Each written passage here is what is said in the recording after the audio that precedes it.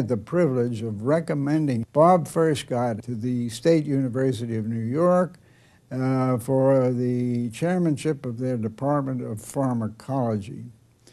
He did an outstanding job there, and it turns out that I had recommended a Nobel Prize winner.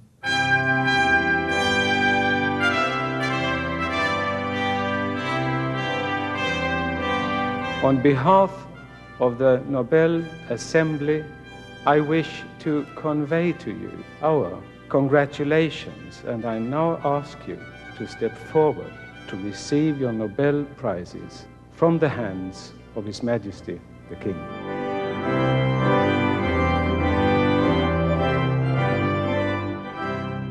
Dr. Furchgott's discovery of endothelial-derived relaxing factor, which we now know to be nitric oxide, I would classify as one of the most important discoveries of the 20th century. Watson and Crick gave us the structure of cells in DNA and appropriately got their Nobel Prize for that. And Furchgott told us how cells relate to, instruct, and talk to other cells with the messenger, the controlling messenger of nitric oxide. Dr. Furchgott's abilities would have shown anywhere. We were fortunate enough to have had him on our faculty, and we can, I think, reserve bragging rights that his work was done here. We only came across this, had this accidental discovery of relaxation through the endothelium in 1978. By 1980, we had cleared up the situation that we were stimulating the formation and release of a factor, which was a relaxing factor from the endothelial cells. That was the beginning of it. At first, endothelial relaxing factor meant only something to the couple of people working with strips of aorta in a single laboratory.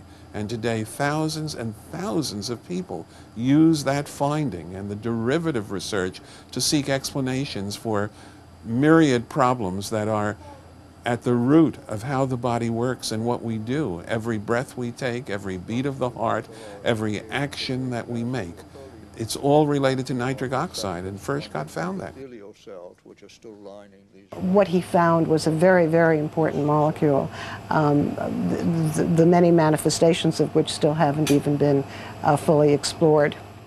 The presence of Professor Furchgott testifies to the extent to which we can excel here at SUNY Health Science Center. More than anything else, Dr. Furchgott has illustrated the value of persistence in trying to get something done. Many of us can carry the ball to the red zone with a football analogy, but it's getting it across the goal line that is so hard. I will never forget that a few days after he received the Nobel Prize, I saw Dr. Furchgott, his lab coat on, in his lab and doing more experiments. I think we're making some contribution. You never know exactly when you're in the, whether you're on the right track or not. I hope we are, to find a few new things still, but I don't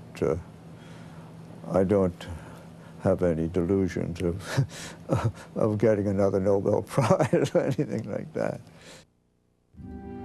Everyone who knows Bob knows that his personal modesty stands in marked contrast to the magnificence of his achievement. Bob, you have always had my deepest respect for the person and scientist that you are. Virginia and I are happy to be here this evening to join others in celebrating your career and enjoying the accolades that you have received worldwide. Hi, Bob. I just want to say to you this is a great pleasure for me to be able to say in person, as it were, congratulations on getting the prize, and I hope you're thoroughly enjoying all the attention you're now getting. Dr. Furchgott, I'd like to extend my congratulations and, more importantly, my gratitude to you for the excellence of your work here at Downstate, and the congratulations of all of us here for the recognition that your work received on the world scene.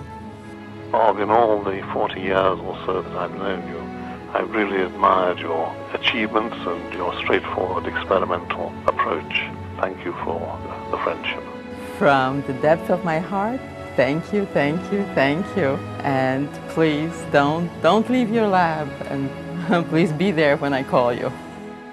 Walking down the 6th floor corridor and seeing him there persisting to this day after he's gotten the highest prize that can be attained shows me that it's not the prize that drove him, but the question and the sense of inquiry and the excitement of pursuit of new information. That's what science is all about.